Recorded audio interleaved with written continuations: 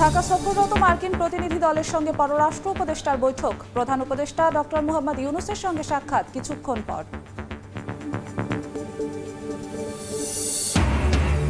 আজ থেকে সব পোশাক কারখানা খোলা রাখার কথা থাকলেও আশুলিয়ায় বন্ধ 5টি। বাকিগুলোতে যোগ দিয়েছেন শ্রমিকরা। নিরাপত্তা নিশ্চিতে সেনাবাহিনী পুলিশের টহল। নিম্নচাপের প্রভাবে সারা দেশে রাতভর বৃষ্টি। খুলনা বরিশালের বিভিন্ন এলাকায় জলাবদ্ধতা। কক্সবাজারে নামতে শুরু করেছে পানি। বাড়িতে ফিরছেন স্থানীয়রা। এবং হত্যা মামলায় গ্রেফতার সাবেক জনপ্রশাসন মন্ত্রী ফরহাদ হোসেন নেওয়া হয়েছে ডিবিতে। তোলা হতে পারে আদালতে। পুলিশ হেফাজতে সাবেক এমপি শাহে আলম।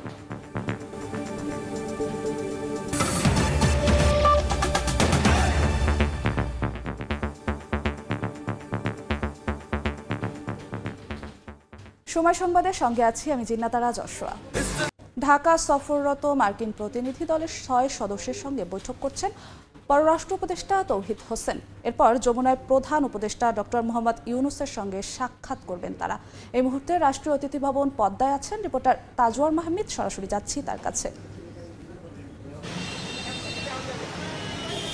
দেখুন, অন্তর্বর্তীকালীন সরকার দায়িত্ব গ্রহণের পর থেকে কিন্তু এটি প্রথম বৈদেশিক কোনো উচ্চ পর্যায়ের সফর বাংলাদেশে অনুষ্ঠিত হচ্ছে এবং এখানে ডোনাল্ড লুর অ্যাসিস্ট্যান্ট সেক্রেটারি মার্কিন পররাষ্ট্র দপ্তরের এবং পাশাপাশি মার্কিন ট্রেজারি দপ্তরের আন্তর্জাতিক অর্থায়ন বিষয়ক ডেপুটি আন্ডার সেক্রেটারি যিনি আছেন ব্রেন্ড আইজ্যাক নেমেন, তারা কিন্তু এই সফরটিতে নেতৃত্ব দিচ্ছেন এবং এই সফরে কিন্তু বেশ কয়েকটি কূটনৈতিক এবং অর্থনৈতিক দিক কিন্তু এখানে আলোচিত হবে বলে আমরা ধারণা করছি। বিশেষ করে বাংলাদেশের সঙ্গে যুক্তরাষ্ট্রের যে একটি কূটনৈতিক সম্পর্কে টানাপোড়েন চলছিল শেখ হাসিনার আমলের শেষ দিকে, সেটি কিন্তু এইবার নিরসন হবে বলে আমরা ধারণা করছি। এবং পাশাপাশি যুক্তরাষ্ট্র কিন্তু ইতিমধ্যে জানিয়েছে যে ডক্টর ইউনূসের নেতৃত্বাধীন যে অন্তর্বর্তীকালীন সরকার আছে সেটিতে কিন্তু তারা পূর্ণদমে সমর্থন করছেন। এবং পাশাপাশি এটিও একটি বড় গুরুত্বের জায়গা যে ভারত হয়ে অর্থাৎ দিল্লি হয়ে কিন্তু ডোনাল্ড লু ঢাকায় আসছেন। সেক্ষেত্রে দিল্লি যে বাংলাদেশকে বা ঢাকাকে দেখার একটি দৃষ্টিকোণ ছিল, সেখানে কোনো ধরনের পরিবর্তন আসছে কিনা সেটাও কিন্তু এখানে আলোচনা হতে পারে বা ডোনাল্ড লু সেই বিষয়টি আলোচনা করতে পারেন। এদিকে আরেকটি বিষয় হচ্ছে যে অর্থ মন্ত্রণালয়ের বৈদেশিক অর্থায়ন বিষয়ক যিনি ডেপুটি আন্ডার সেক্রেটারি আছেন ব্রেন্ড আইজ্যাক নিম্যান, তিনি কিন্তু অর্থ উপদেষ্টার সঙ্গে সাক্ষাৎ করবেন এবং পাশাপাশি কিন্তু বাংলাদেশের যে বৈদেশিক একটি অর্থাৎ অর্থনৈতিক যে চাপের মধ্যে আছে সেটিকে কিভাবে নিরসন করা যায় সেই বিষয়ে হয়তো আলোচনা হবে। বিশেষ করে বৈদেশিক ঋণ নেওয়ার ক্ষেত্রে হয়তো কিছু বিষয় আলোচনা হতে পারে বা সামনের দিনে এই অর্থনৈতিক যে ধাক্কাটি সেটি কীভাবে সামাল দেওয়া হবে মার্কিন যুক্তরাষ্ট্রের সহায়তায়, সেই বিষয়গুলো হয়তো আলোচনা হবে। পাশাপাশি একটি বড় উদ্বেগের জায়গা হচ্ছে যে গত 16 বছরে বিদেশে প্রায় 11 বিলিয়ন ডলার পাচার হয়েছে বাংলাদেশ থেকে। সেই অর্থগুলোর অনেকাংশই কিন্তু আসলে যুক্তরাষ্ট্রে রক্ষিত রেখেছে আওয়ামী লীগ সহ সেই সময়কার যারা নেতৃস্থানীয় পর্যায়ে ব্যক্তিবর্গ ছিলেন। সেই অর্থ আসলে ফিরিয়ে আনার জন্য কিন্তু বাংলাদেশ এটি উদ্যোগ নেবে বা আলোচনা হবে বলে আমরা ধারণা করছি। তো রাষ্ট্রীয় অতিথি ভবন পদ্মায় এখন পররাষ্ট্র উপদেষ্টার সঙ্গে মার্কিন প্রতিনিধি দলের 6 সদস্য সাক্ষাৎ করছেন। এরপরে হয়তো আমরা আরও বিস্তারিত জানতে পারবো যে কী বিষয়ে আলোচনা হলো। তো এই ছিল আমার কাছে সর্বশেষ। রাষ্ট্রীয় অতিথি ভবন পদ্মার সামনে থেকে সরাসরি যুক্ত ছিলেন রিপোর্টার তাজওয়ার মাহমুদ। গভীর নিম্নচাপে দেশের বিভিন্ন স্থানে রাতভর বৃষ্টি হয়েছে। বিভিন্ন সড়কে দেখা দিয়েছে জলাবদ্ধতা। পানিবন্দী নিম্নাঞ্চলের মানুষ। বরিশালে বৃষ্টিতে অধিকাংশ সড়ক পানিতে তলিয়ে যাওয়ায় নাকাল নগরবাসী। শনিবার বিকেল পর্যন্ত 110 মিলিমিটার বৃষ্টিপাত রেকর্ড করেছে স্থানীয় আবহাওয়া অফিস। বৈরী আবহাওয়ায় বন্ধ রয়েছে অভ্যন্তরীণ সব লঞ্চ চলাচল। খুলনাতে সকাল থেকে দমকা ও ঝড়ো হাওয়া সহ মাঝারি থেকে ভারী বৃষ্টি হচ্ছে। নগরীর রয়্যাল মোড়, টুটপাড়া, সোনাডাঙ্গা সহ বিভিন্ন এলাকা পানির নিচে তলিয়ে গেছে। খুলনা অঞ্চলের মোংলা সমুদ্র বন্দর সহ 4 সমুদ্র বন্দরে 3 নম্বর সতর্কতা সংকেত দেওয়া হয়েছে।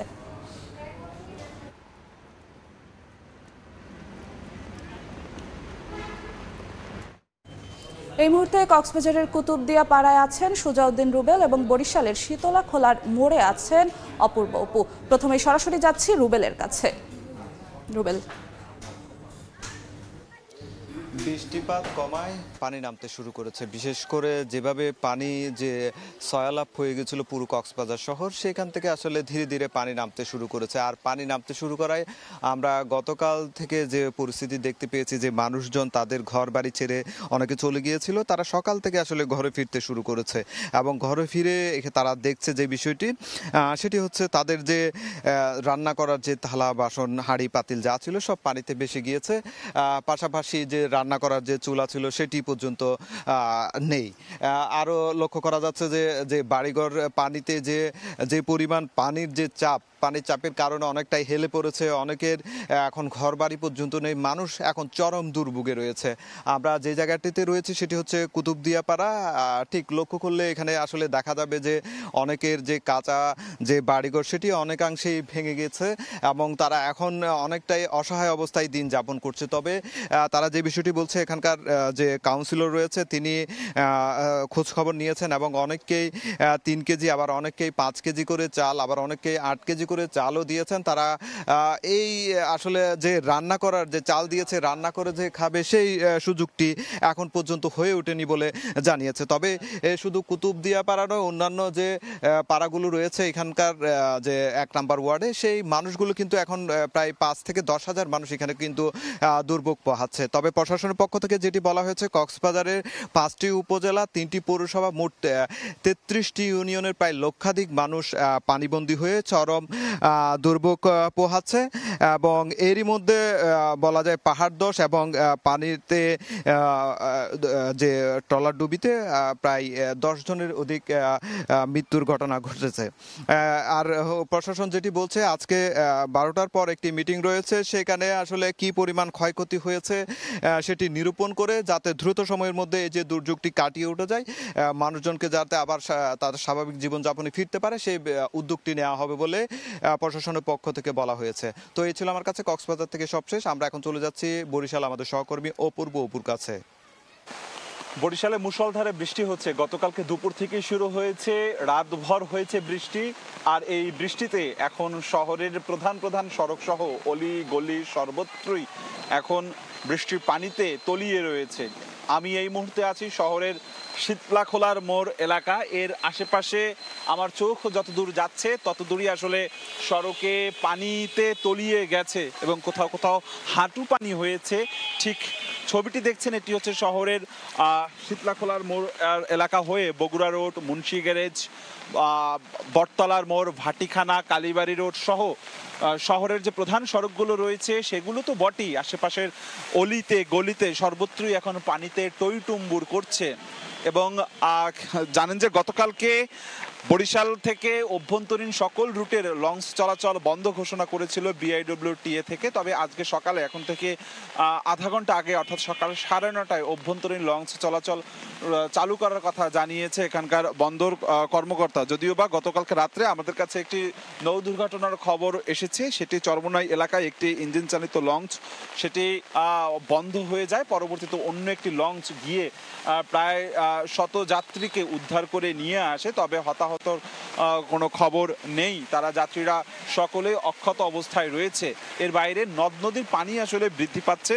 এই মুহূর্তে বরিশাল বিভাগের যতগুলো নদ নদী রয়েছে প্রত্যেকটি নদ নদীর পানি বৃদ্ধি পেয়েছে বলে জানিয়েছে এখানকার পানি উন্নয়ন বোর্ডের কর্মকর্তা।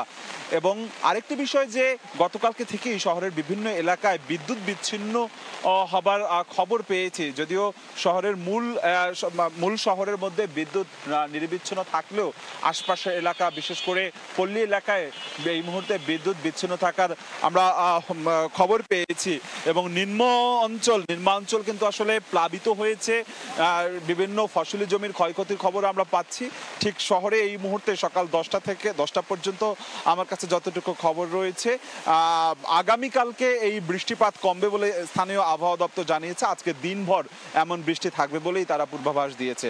বরিশাল থেকে আমার কাছে জলাবদ্ধতার যে খবর ছিল, জনদুর্ভোগের যে খবর ছিল, সবশেষ এতটুকু খবর ছিল। বৃষ্টি এবং জলাবদ্ধতার সবশেষ খবর জানাতে কক্সবাজার থেকে যুক্ত হয়েছিলেন রিপোর্টার সুজাউদ্দিন রুবেল এবং বরিশাল থেকে যুক্ত হয়েছিলেন রিপোর্টার অপু।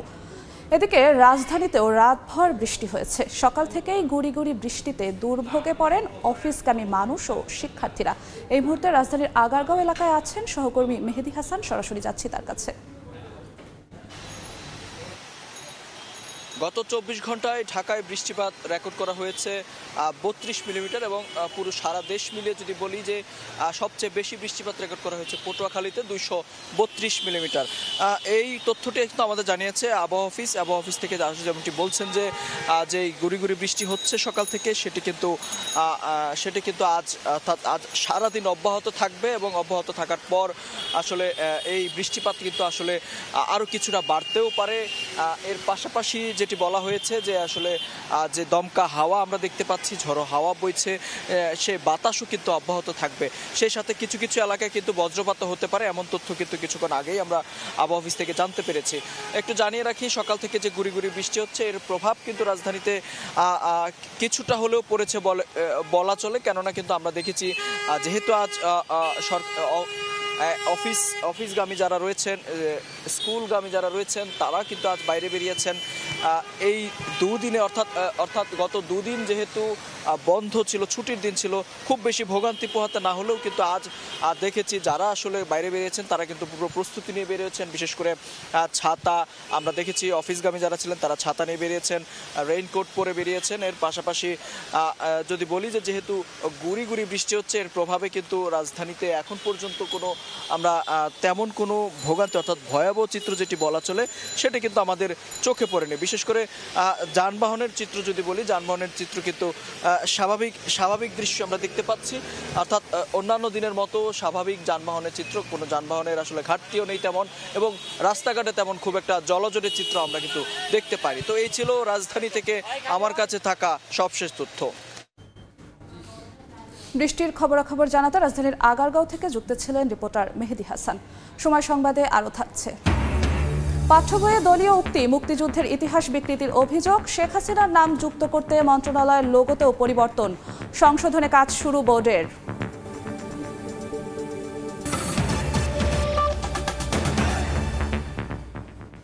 আজ থেকে সব পোশাক কারখানা খোলা রাখার কথা থাকলেও শ্রমিক অসন্তোষের জেরে আশুলিয়ায় বন্ধ 5টি, বাকি 18টিতে যোগ দিয়েছেন শ্রমিকরা। নিরাপত্তা নিশ্চিতে টহল দিচ্ছে সেনাবাহিনী, পুলিশ। এই মুহূর্তে আশুলিয়ায় আছেন রিপোর্টার কামরুল হাসান সবুজ, সরাসরি চলে যাচ্ছি তার কাছে।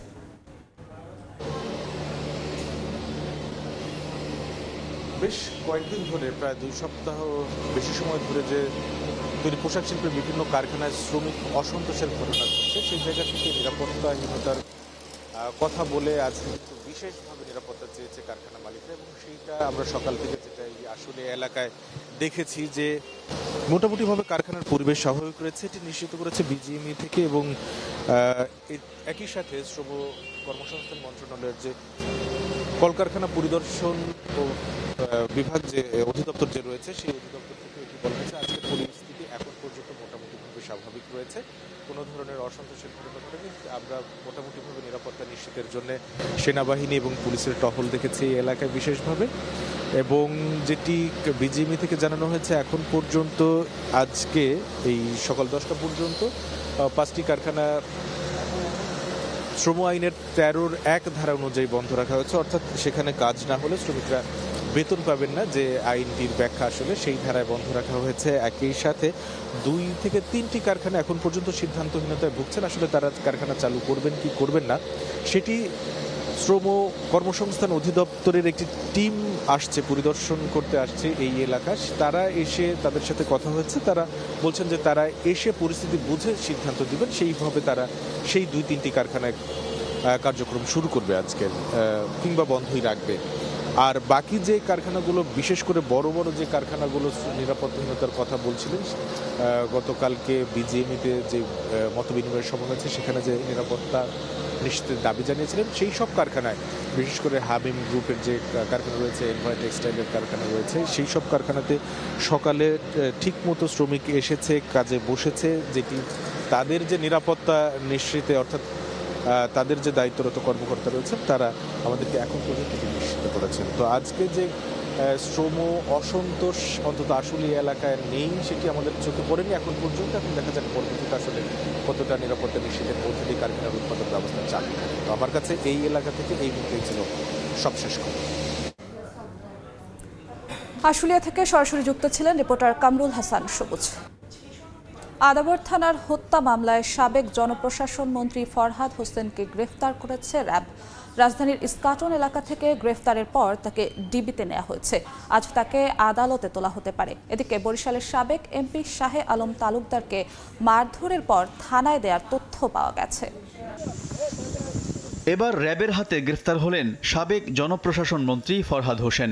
শনিবার দিবাগত রাতে রাজধানীর ইস্কাটন এলাকা থেকে তাকে গ্রেফতার করা হয়।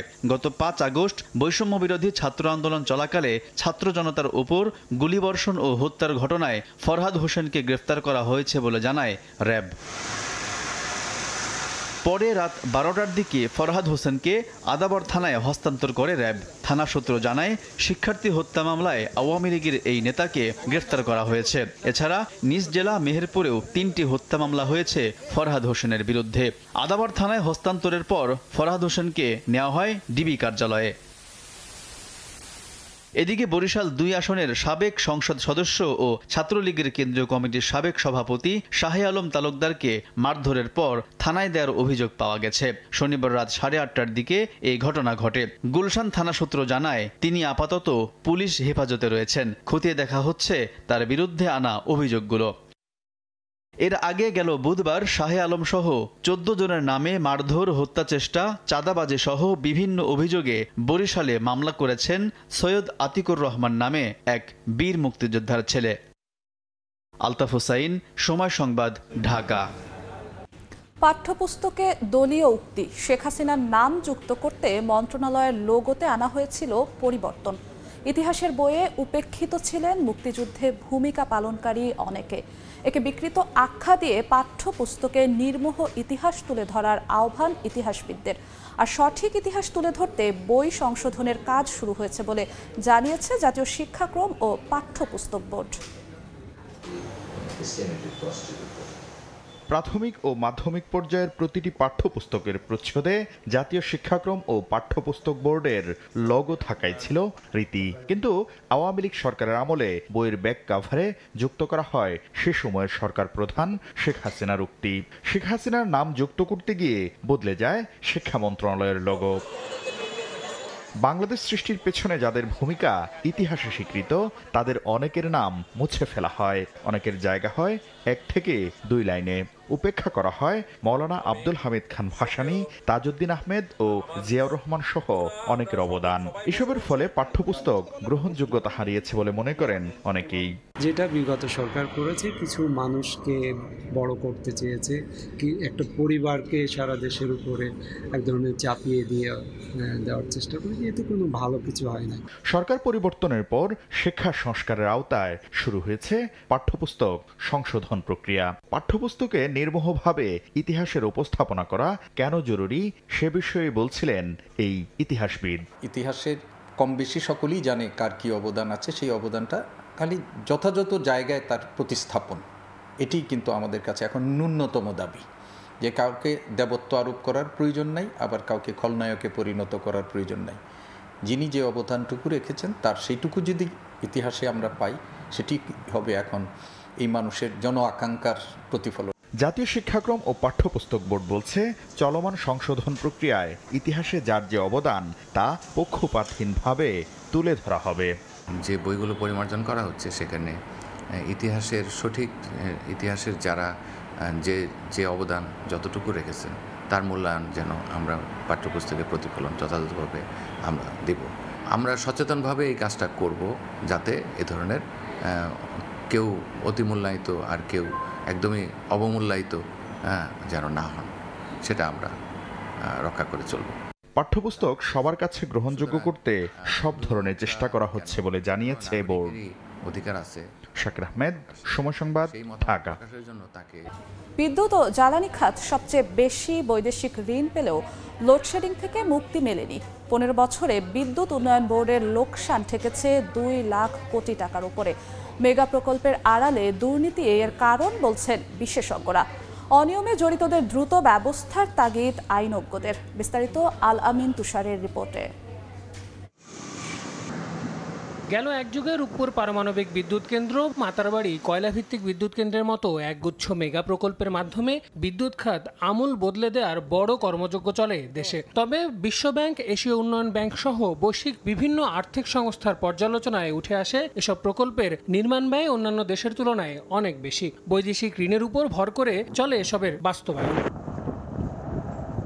বাংলাদেশ ব্যাংকের হিসাবে শুধু গেল ৮ বছরেই বিদেশি ঋণের পরিমাণ বেড়েছে প্রায় দ্বিগুণ। আর অর্থনৈতিক সম্পর্ক বিভাগের flow of external resources into Bangladesh প্রতিবেদন বলছে, শুধু বিদ্যুৎ ও জ্বালানি খাতে গেল ১.৫ দশকে বৈদেশিক ঋণ এসেছে বর্তমান ডলার মূল্যে প্রায় ১৯,০০০ কোটি টাকা। তারপরও লোডশেডিং মুক্ত হয়নি দেশ। সঙ্গে গেল ১৫ বছরে বিদ্যুৎ উন্নয়ন বোর্ডের লোকসান ঠেকেছে ২ লাখ কোটি টাকার উপরে।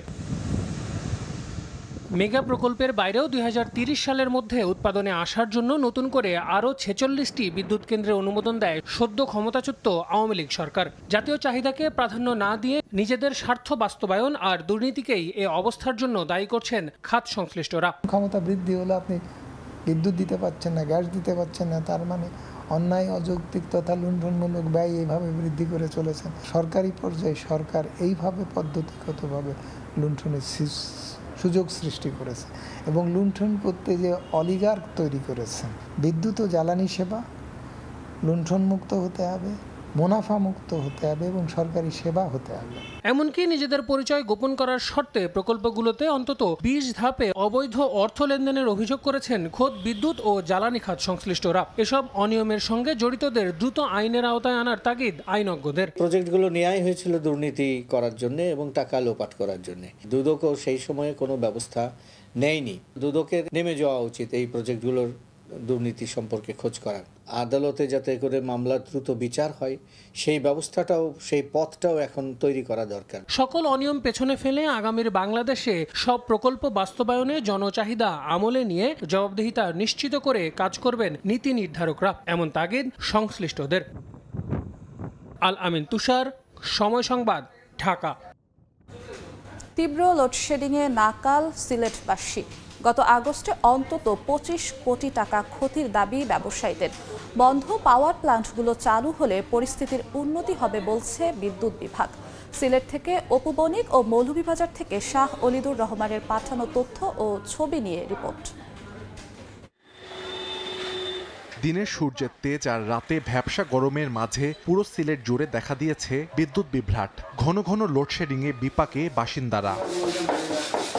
বিদ্যুৎ বিভাগের তথ্য মতে সিলেট বিভাগে বিদ্যুতের চাহিদা ২০৭ মেগাওয়াট। তার বিপরীতে জাতীয় গ্রিড থেকে সরবরাহ করা হয় ১৪৪ মেগাওয়াট। এ কারণে প্রায় ৩১ ভাগ লোডশেডিং করতে হচ্ছে। এর মধ্যে সিলেট ও মৌলভীবাজারে ঘাটতির পরিমাণ ৪৫ মেগাওয়াট করে। এদিকে লোডশেডিংয়ের কারণে একদিকে কষ্ট হচ্ছে বাসিন্দাদের, তীব্র গরমে নাজেহাল জনজীবন। সামনে পরীক্ষা আছে, যা পরীক্ষার পড়াশোনার ব্যাঘাত ঘটছে প্রস্তুতি নেওয়ার জন্য। কারেন্ট যাওয়ার কারণে আমার পড়তে খুব অসুবিধা। মশায় ও অনেক বিরক্ত করে, ফ্যানও থাকে না। চার্জার লাইট দিয়া ওরা লেখাপড়া করতে হয়, চার্জার লাইট দিয়ে অনেক সময় লেখাপড়া হয় না। 1 ঘন্টা দিয়ে আবার আপনার 1 ঘন্টা কারেন্ট অফ থাকে। সার্ভিস নাইতে বাড়িতে তো আর ঠেকাও পাইতাম না, কাস্টমার হয়তো না। অনেক সময় দেখা যায় ব্যবসা হওয়া বর্তমানে এমন পর্যায়ে গেছে। ফ্রিজের ঠান্ডা টুন্ডা অনেক লিকুইড দুধ আছে, এগুলা প্রায় সময় নষ্ট হয়। দৈনিক ৫০০ টাকা খাম হইতো, তো এখন ১০০ টাকার হয় না। জেনারেটর দ্বারা তো সম্ভব হয় না। জেনারেটর জাস্ট কিছু বাতি দেখা যায়, আলো দেখা যায়, ঘুমানো যায় না। আবার সকালে এসে ডিউটিতে আসার লাগে। কারেন্ট থাকে না, আপনার কারেন্টের বিল তো বেশি আসে। এশার নামাজে গেলে কারেন্ট নাই। এদিকে লোডশেডিং এর প্রভাব পড়েছে চা শিল্প সহ সব ধরনের ব্যবসায়। উৎপাদন ব্যাহত হওয়ার পাশাপাশি বাড়ছে লোকসানের সংখ্যা। সময় মতো পাতা প্রক্রিয়াজাত করতে না পারায় নষ্ট হচ্ছে পাতা, কোয়ালিটি নষ্ট হচ্ছে। সময় মতো চা আমাদের ম্যানুফ্যাকচারিং করতে না পারার কারণে আমাদের চা শিল্পে বিশাল একটি লস হচ্ছে। প্রায় ২০ থেকে ২৫ কোটি আমরা ক্ষতির সম্মুখীন হচ্ছি। দোকানের ভাড়া, বিদ্যুৎ, দোকানের স্টাফ বেতন, এগুলো দেওয়া আমাদের জন্য মানে খুব কষ্টকর ব্যাপার হয়ে যাচ্ছে। বন্ধ হওয়া প্ল্যান্টগুলোতে উৎপাদন শুরু হলে পরিস্থিতি উন্নতি হবে বলে জানায় বিদ্যুৎ বিভাগ। আশা করছি খুব শীঘ্রই অবস্থার উন্নতি হবে এবং আমরা গ্রাহকদেরকে নিরবিচ্ছিন্ন বিদ্যুৎ সরবরাহ নিশ্চিত করতে পারবো ইনশাআল্লাহ। তারা বলতেছে একটু ২-৩টা দিন পরে একটু ধৈর্য ধরার জন্য উৎপাদন একটু বাড়াবে। তারা কিছু পাওয়ার স্টেশন বন্ধ আছে, এগুলো চালু করার চেষ্টা করা হবে আর কি। সিলেট বিভাগে বর্তমানে মোট ৬৩ মেগাওয়াট ঘাটতির কথা জানিয়েছে বিদ্যুৎ উন্নয়ন বোর্ড। সাহাল আব্দুল্লাহ আলভি, সময় সংবাদ। দেখছেন সময় সংবাদ। প্রভাবশালীর মাছের খামারে কৃষক এখন বর্গা চাষী। ময়মনসিংহের ত্রিশালে ৮ বছর ধরে পানির নিচে অন্তত ২০০ একর ফসলি জমি। ক্ষতিগ্রস্ত হচ্ছেন শতাধিক কৃষক। সাবেক মুক্তিযুদ্ধ বিষয়ক মন্ত্রীর প্রভাব খাটানোর অভিযোগ খামার মালিক সাজ্জাদ হোসেনের বিরুদ্ধে। এ নিয়ে প্রশাসনে অভিযোগ করেও মেলেনি কোনো সমাধান। হোসেন আলীর ছবিতে ওবায়দুল হকের রিপোর্ট। নিজের জমির পাশ দিয়ে হাঁটছেন কৃষক আবুল কালাম। একসময় এখানে ধান চাষ করলেও এখন তিনি বর্গা চাষী, কারণ ৮ বছর ধরে তার ৯১% জমি তলিয়ে আছে পানিতে। আর জলাবদ্ধতার কারণ স্থানীয় প্রভাবশালীর অপরিকল্পিত মৎস্য চাষ। ১৪ কাঠা জমি আমি যে করি, আমার ৬০-৮০ মণ ধান হইতো, আইলে আমি গোষ্ঠী লিয়ে খাইতাম। এরবার আমি বেচনও গেছে, এরবার আমি গরু ফল রাখি ৩-৪ দিয়া অনেক করা হয় না। কৃষক কালামের মতো অবস্থা ময়মনসিংহের ত্রিশালের মঠবাড়ি ইউনিয়নের শতাধিক কৃষকের। পানি নিষ্কাশনের ব্যবস্থা না রেখে মাছের খামার করেন স্থানীয় প্রভাবশালী সাজ্জাদ হোসেন লালন। ভুক্তভোগীদের অভিযোগ, সাবেক মুক্তিযুদ্ধ বিষয়ক মন্ত্রী আকম মোজাম্মেল হকের ছেলের বন্ধুর প্রভাব খাটিয়ে অপরিকল্পিত মাছের খামার করায় অনাবাদি পড়ে আছে অন্তত ২০০ একর জমি। প্রশাসনের কাছে বারবার অভিযোগ করেও মেলেনি কোনো সমাধান। কেউ প্রতিবাদ করলে দেয়া হতো মামলার হুমকি। আমি 2 বছর ধরে টাকা পাইতেছি না, না পাওয়াতে টাকা সাইবার গেছে, সাইবার খেলে আমার নানান রকম হুমকি টুমকি দেয়। ফিশারির পানি আটকাইয়া উজানে ২০০ একর জমির প্রতি ফলাই হইছে।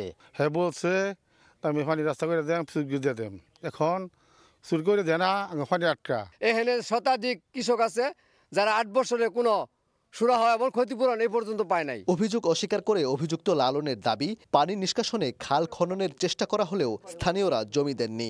ওই জায়গা দিয়ে যদি তারা জায়গা দেয়, আমার লোকজন নিজ খরচে আমরা এখানে করে দেবো, ড্রেন করে দেবো, খাল করে দেবো, আমাদের এগুলো কোনো সমস্যা নাই। সংশ্লিষ্টদের সঙ্গে কথা বলে দ্রুত ব্যবস্থা নেওয়ার আশ্বাস উপজেলা প্রশাসনের। মৎস্য চাষি যারা, তাদের সাথে কথা বলেছি।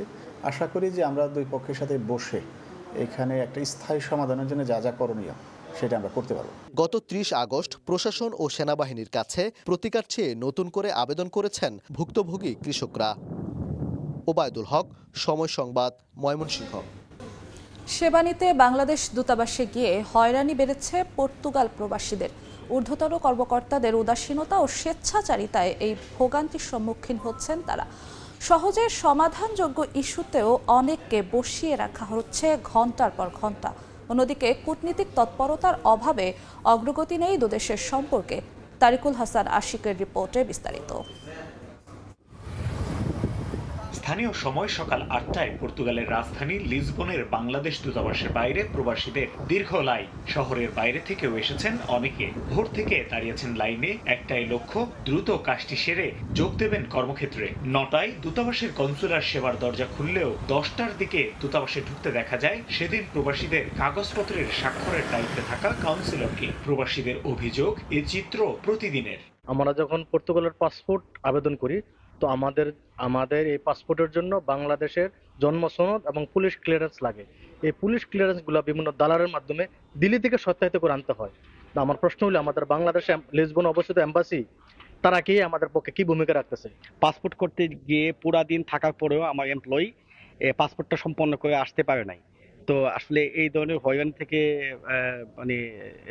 নিষ্পত্তি আমরা আসলে চাচ্ছি। সম্প্রতি দূতাবাস প্রাঙ্গণের পরিচ্ছন্নতা নিয়ে নানা অভিযোগের সঙ্গে নতুন যোগ হয়েছে সেবা প্রত্যাশীদের জন্য একমাত্র ওয়েটিং রুম বন্ধ রাখার বিষয়টি। তাই রোদে দাঁড়িয়েই সেবা নেওয়ার জন্য ঘন্টার পর ঘন্টা অপেক্ষা করতে হয় প্রবাসীদের। নেই ডিজিটাল টোকেন সিস্টেম ও কূটনৈতিক তৎপরতার অভাবে মুখ থুবড়ে পড়ছে পর্তুগাল বাংলাদেশ সম্পর্ক। কিছু দিবস পালন ছাড়া দুদেশের সম্পর্ক উন্নয়নে সাম্প্রতিক কোনো বৈঠকের তথ্য পাওয়া যায়নি দূতাবাসের ওয়েবসাইটে। ২০২৩ সালের ১৬ই মার্চ সবশেষ দ্বিপক্ষীয় চুক্তি সই হয় দুই রাষ্ট্রের। আলোর মুখ দেখার অপেক্ষায় থাকা সম্ভাবনাময় নানান ইস্যুও এগোয়নি এরপর। সে বছরের সেপ্টেম্বর থেকে রাষ্ট্রদূত হিসেবে পর্তুগালে দায়িত্ব পালন করে আসছেন পেশাদার কূটনীতিক রেজিনা আহমেদ।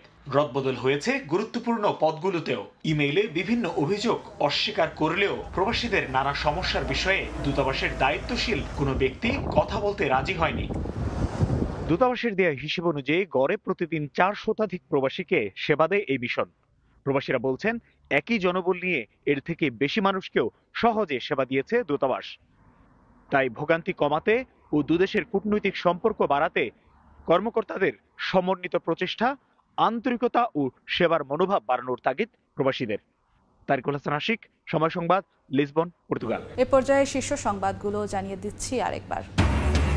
ঢাকা সফররত মার্কিন প্রতিনিধি দলের সঙ্গে পররাষ্ট্র উপদেষ্টার বৈঠক। প্রধান উপদেষ্টা ডক্টর মোহাম্মদ ইউনূসের সঙ্গে সাক্ষাৎ কিছুক্ষণ পর। আজ থেকে সব পোশাক কারখানা খোলা রাখার কথা থাকলেও আশুলিয়ায় বন্ধ 5টি। বাকিগুলোতে যোগ দিয়েছেন শ্রমিকরা। নিরাপত্তা নিশ্চিতে সেনাবাহিনী পুলিশের টহল। এবং নিম্নচাপের প্রভাবে সারা দেশে রাতভর বৃষ্টি। খুলনা বরিশালের বিভিন্ন এলাকায় জলাবদ্ধতা। কক্সবাজারে নামতে শুরু করেছে পানি। বাড়িতে ফিরছেন স্থানীয়রা।